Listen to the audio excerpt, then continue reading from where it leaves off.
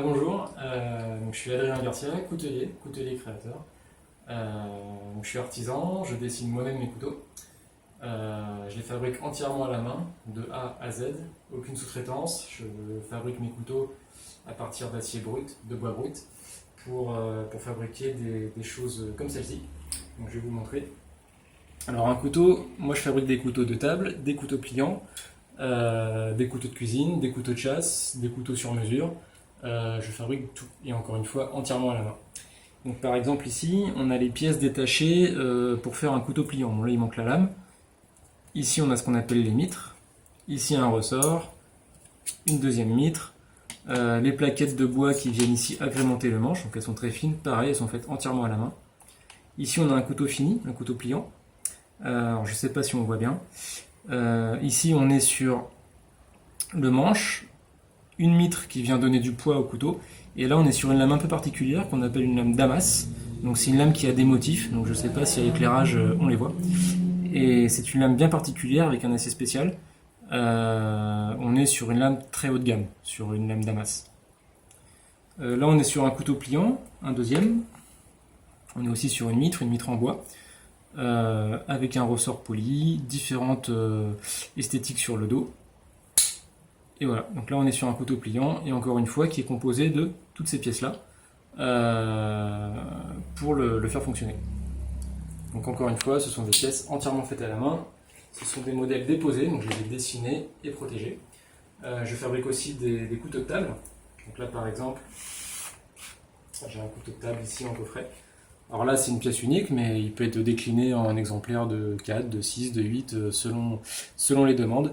J'ai actuellement 2 modèles de couteaux de table, ils sont sur mon site internet, refletdelame.com. Ils peuvent très bien servir à la cuisine, mais à table ils sont sincèrement redoutables, bien affûtés, l'alimentation ne résiste pas. Alors pour la petite histoire, moi je suis coutelier depuis 2015 et installé professionnellement depuis 2018. Avant ça j'ai fait l'école Boulle, il y a un peu plus longtemps, en menuiserie et bénisterie.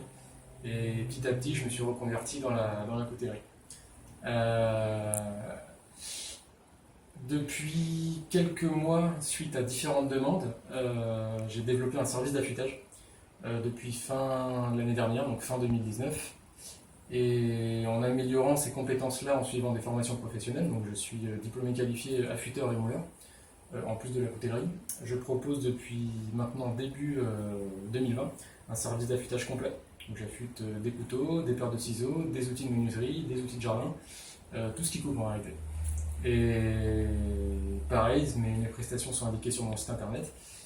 Et aujourd'hui, je propose un service d'affûtage de coutellerie quand je suis sur des salons, donc des salons de métiers d'art. Donc je ramène mon matériel et je peux affûter des couteaux sur salon. Et prochainement, dans les mois qui viennent, si tout se passe bien, normalement, j'aurai mon projet d'affûtage qui va s'améliorer. Et vous pourrez me retrouver sur des marchés ou même sur rendez-vous. Je pourrais venir chez vous avec un véhicule aménagé en atelier et affûter vos ustensiles. Et du coup, je vais vous montrer comment j'affûte des couteaux. Donc, je vais vous retrouver sur mon poste d'affûtage. Alors, nous voici sur mon poste d'affûtage. Je vais vous montrer comment j'affûte ce genre de couteau. Donc là, on est sur un couteau de cuisine. Il n'est pas issu de ma fabrication, mais aucun problème, j'affûte tout type de couteau. Quand vous m'apportez un couteau, moi je sais comment l'affûter. L'affûtage d'un couteau, ça ne s'improvise pas, c'est un vrai métier, c'est un savoir-faire, il y a beaucoup de connaissances à avoir. Selon le couteau qu'on va avoir, on va lui mettre un angle de 20 degrés, de 30 degrés, de 40 degrés, de 35 degrés, etc. Et ça dépend de la nature du couteau. En plus de ça, je vais m'adapter à la personne qui me confie son couteau, si c'est un professionnel de la cuisine ou si c'est un particulier. Donc moi, mon rôle, c'est pas seulement d'affûter et de vous rendre un couteau, de vous dire au revoir, c'est de vous donner un couteau qui va avoir un angle de coupe et un pouvoir de coupe optimal, performant, et qui vous correspond. Donc ça, c'est quelque chose que je sais faire, donc pas de souci à ce niveau-là, vous pouvez me faire confiance. Ici, je vais affûter, c'est un couteau de cuisine, c'est un angle de 35 degrés, sur ce couteau-là, c'est parfait. Il aura un pouvoir de coupe excellent et une bonne tenue de coupe. Comment je sais que je mets 35 degrés sur cet exemple-là, sur ce couteau? J'ai appris à étalonner mes angles de coupe avec des appareils où je peux contrôler mes angles d'affûtage au degré près. Donc aujourd'hui, j'ai plus besoin de les utiliser parce que j'ai enfin le compas dans l'œil et du coup, je sais quel angle je mets. Donc je sais à l'œil si je vais mettre un angle de 20 degrés, 35 degrés, etc. Donc ça me permet de m'adapter à votre couteau et à votre pratique de la cuisine. Je vais affûter ce couteau sur une meule à eau. Donc c'est une pierre qui fonctionne avec de l'eau pour lubrifier la coupe. Ça permet d'avoir un affûtage contrôlé et très précis. J'affûte sur ce genre de meule, ça me permet d'enlever le minimum de métal possible au couteau. Donc c'est aussi pour ça que c'est intéressant de faire affûter ces couteaux par un professionnel. Donc ça va être un coutelier ou un affûteur, ou moi. Parce que je vais retirer le moins de matière possible au taillant pour que le couteau puisse être réaffûtable le plus longtemps dans une vie. Certains vont affûter des couteaux sur des machines où on va retirer beaucoup de matière. L'affûtage sera bon au final, mais c'est dommage d'enlever plus de matière que nécessaire. Donc moi mon rôle c'est de vous donner un couteau qui coupe à neuf, mais aussi de vous permettre de conserver votre couteau le plus longtemps possible. C'est parti! Quand même qu'on voit l'avant-après. Donc ça c'est un couteau qui ne coupe plus. Donc ça c'est typiquement le genre de couteau qu'on a après plusieurs semaines, on n'a jamais affûté et on l'utilise tous les jours. Et c'est là il coupe un peu au niveau de la pointe, mais sinon impossible de couper la feuille. Et ça c'est le genre de résultat qu'on obtient à force d'écraser le couteau sur une planche à découper par exemple. On va rectifier ça. Donc c'est parti pour 35 degrés.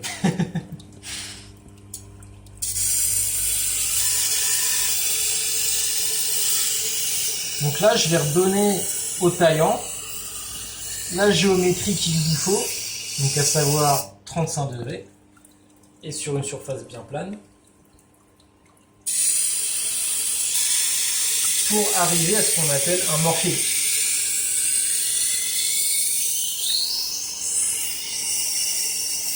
Donc là, en faisant quelques passes d'un côté et de l'autre, je redonne au couteau un taillant propre et régulier. Et au sommet de ce taillant-là, il y aura une bavure de métal qu'on appelle le morphile. Et dès que je vais sentir ce morphile-là, j'aurai terminé cette étape d'affûtage.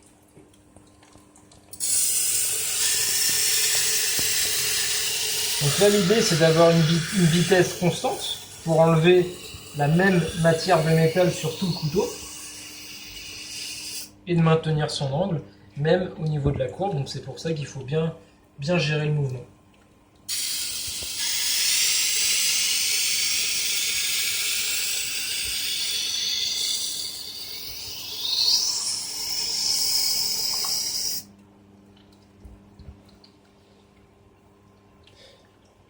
Là, j'ai donc créé le morphile, donc j'ai mon taillant avec la bavure de métal qui est au-dessus. Donc là, le couteau ne coupe pas ou coupe très mal, il va plutôt arracher plutôt que couper.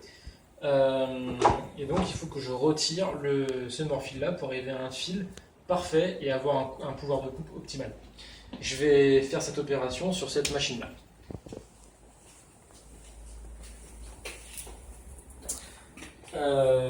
Donc c'est parti, donc là j'ai mis un angle, donc ici on est sur 35 degrés, ce serait un autre couteau, j'aurais mis un angle de 40 degrés par exemple, peu importe. Il faut que je maintienne cet angle ici. Hors de question de faire un angle inférieur ou un angle supérieur, parce que du coup je vais produire un affûtage incorrect et voir le couteau ne coupera pas. Donc c'est parti. Ça va faire un peu de bruit.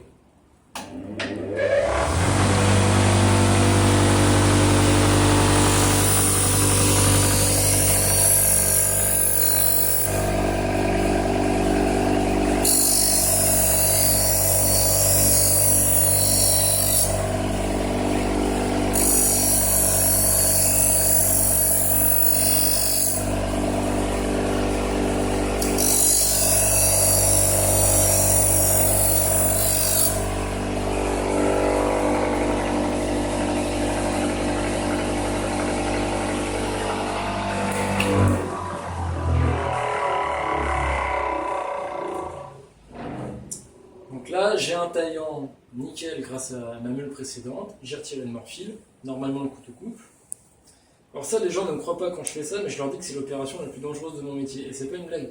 C'est que j'ai j'ai plus de chances de me couper en essuyant un couteau qui coupe qu'en le fabriquant.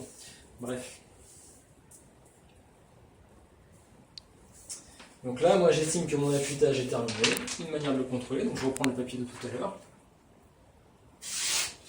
Et là, on est sur un couteau qui coupe magnifiquement bien. On peut faire des petits copeaux de papier. Voilà. Je les ramasserai plus tard. Encore une fois, l'affûtage, ça c'est pas au hasard. On travaille avec des meules spéciales qui ont une granulométrie précise. On travaille avec des frottes qui sont sur un matériau précis avec des densités précises. Elles sont apprêtées avec des pâtes spéciales, donc rien n'est fait au hasard. Tout est fait pour maximiser l'opération et avoir une tenue de coupe et un pouvoir de coupe optimal. Quand moi j'ai fini mon affûtage, je vous rends le couteau. Le couteau va couper parfaitement bien, vous allez être content, vous allez voir que la tomate elle va pas exploser, elle va vraiment être incisée, c'est parfait. Mais petit à petit, le couteau va une fois de plus se désaffûter, parce qu'à force de couper sur une planche à découper, forcément on va écraser le fil, ça c'est propre à tout couteau. Mais avant de le ramener à un affûteur, quand vous recevez un couteau parfaitement neuf, entretenez-le au fusil. Vous utilisez votre couteau, il coupe moins bien, il coupe encore mais moins bien. Vous prenez un fusil, dans cette position-là, vous pouvez le poser sur une table pour que ce soit plus simple. Et à l'angle du taillant, donc ici on est sur 35 degrés, la plupart des couteaux sont à 35 degrés, du moins la plupart des couteaux industriels sont à 35 degrés. Les couteaux d'artisan peuvent être à 35 degrés ou différents, bref ça c'est du détail.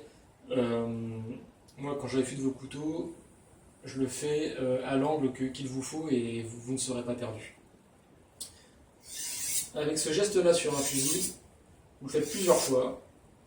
Alors vous n'allez pas revenir à un tranchant neuf, comme je viens de démontrer là, mais vous allez revenir à un pouvoir de coupe très correct.